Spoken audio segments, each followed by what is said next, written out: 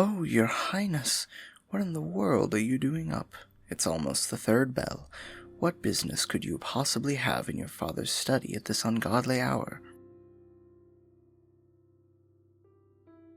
You couldn't sleep?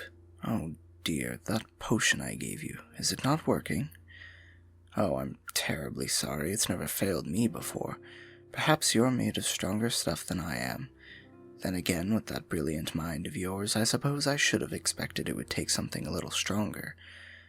Well, not to worry. I'll take another look at the recipe. In the meantime, let's get you out of here, It can't be good to be surrounded by all the memories.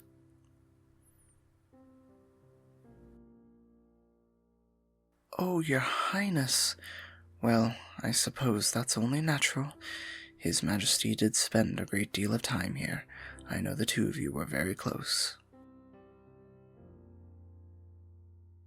Yes, I know.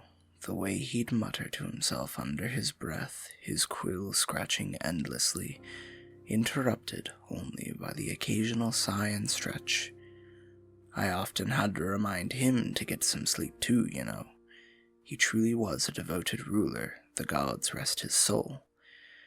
I can't even to imagine how I'll fill his shoes, but I assure you, I'll do my very best. Aren't you sweet? That's very kind of you, your highness. Trust me, you'll be the first to know if I need any help, though it does tend to take a while for messages to get across the mountains and back. Nothing. Nothing at all. Don't worry your pretty little head about it. Now, let's get you off to bed, shall we?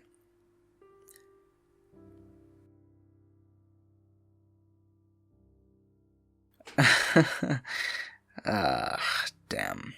Me and my big mouth.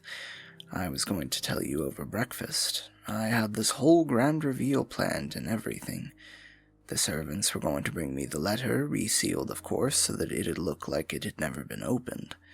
I was going to open it in front of you and read it silently, my gaze flickering over to you now and then, letting the suspense build till your curiosity just couldn't take it anymore, and you'd inevitably demand to know what it said. Well, I suppose now it'd be cruel to make you wait till the morning. I have good news, your highness. Well, not your highness much longer, I suppose. Soon it will be your majesty. The Prince of Ravenswood has accepted your hand. Isn't it grand? Of all the neighboring royals, we couldn't hope for a better match. True, it's a bit far away, but it's a vast kingdom. Very wealthy, too. You'll be well looked after.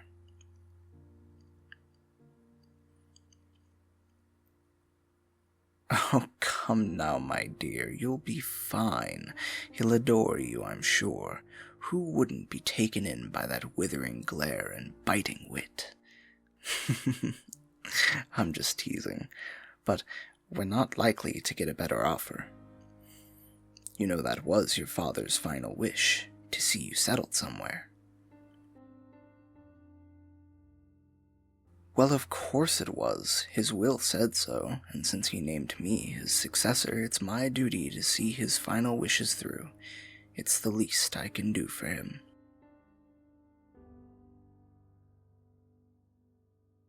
I know, your highness. I admit, I was under that impression as well.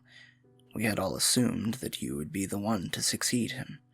I can't pretend to know why he'd change his mind, particularly without telling you, but either way, even I can't alter a royal will.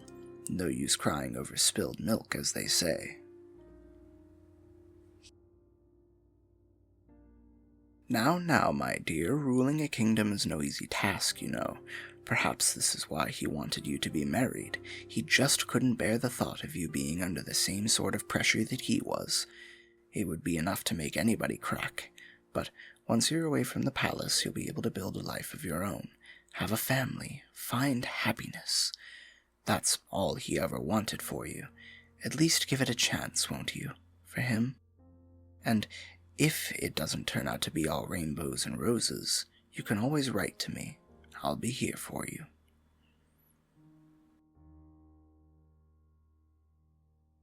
Oh dear, don't cry, Your Highness. Please forgive me.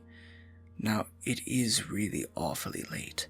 I may not know everything that went on in your father's mind, but I do know he wouldn't want you to be here all night drowning in your sorrows.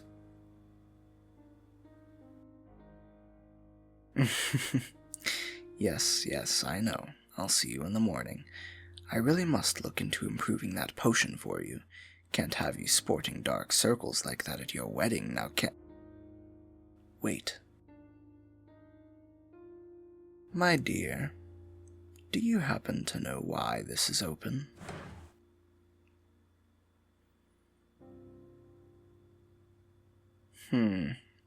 Strange. I can't imagine why he'd have left it open. He was always so meticulous about his desk. A place for everything, and everything in its place, as they say.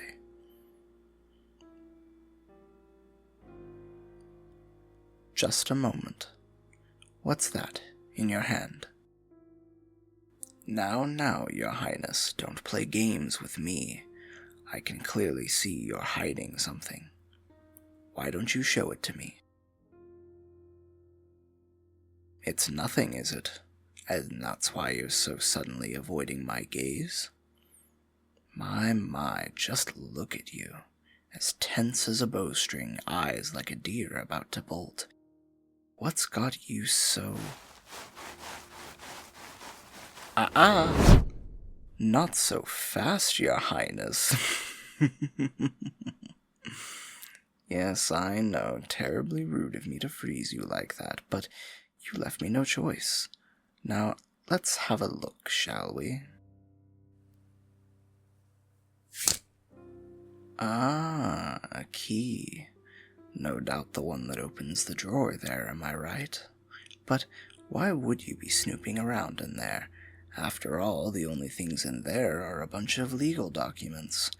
Letters, affidavits, or perhaps the king's real will and testament. It's no use pretending, my dear. The answer is written all over your face. What exactly are you accusing me of? Why not just come out and say it?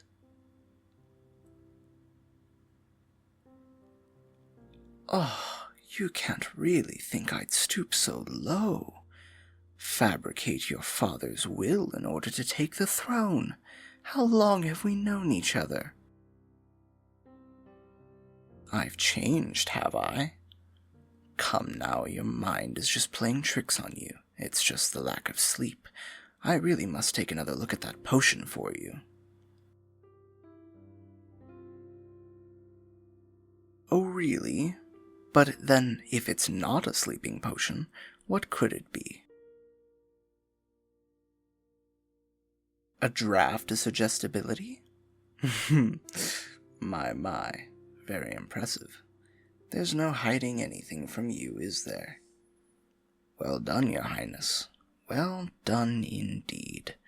Still, I do wish you'd just kept taking it. Then we could have avoided this whole mess. I think you already know, my dear. That mind of yours has always been frighteningly sharp. You would have made a wonderful ruler. It's no wonder the king named you as his true heir. Well, of course he did. Not that anyone will be able to prove that now. There might be a tiny piece or two left, but even the strongest mending spells won't work on a pile of ash. My, such language. I suppose I deserve that. But on to the real issue. What am I going to do with you, my dear? I'd hate to have you go running your mouth to the rest of the court. Not that anyone would believe you, but even so, I'd rather avoid any unnecessary complications. Perhaps some downtime in the dungeon will help you see sense. After all, you did just accuse your future ruler of treason. I'd say that warrants some time in a cell, wouldn't you?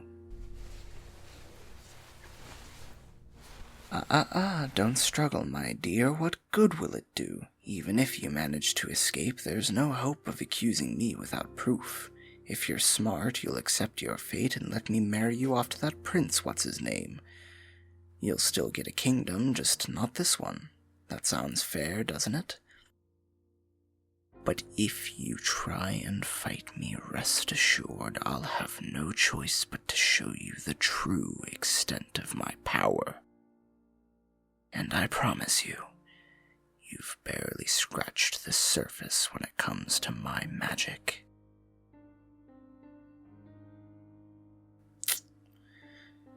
Seems you're not going to be cooperative, are you? Very well, Your Highness. Don't say I didn't warn you. Don't worry, my dear, you'll see soon enough. Careful, you may be able to move again, but I wouldn't advise trying to run. Any moment you... there we go. Trying to fight it, Why am I not surprised? Still, you won't be able to resist for long. Yes, you can feel it, can't you? Your body is growing heavy, the fog of sleep seeping in, clouding your mind. You can feel the darkness surrounding you, pulling you down. You can barely keep your eyes open.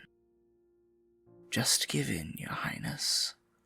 Now, close your eyes and let yourself... Oh, dear me, that was quick. Perhaps I should have sat you down first. Not to worry, my dear, I've got you. Shh.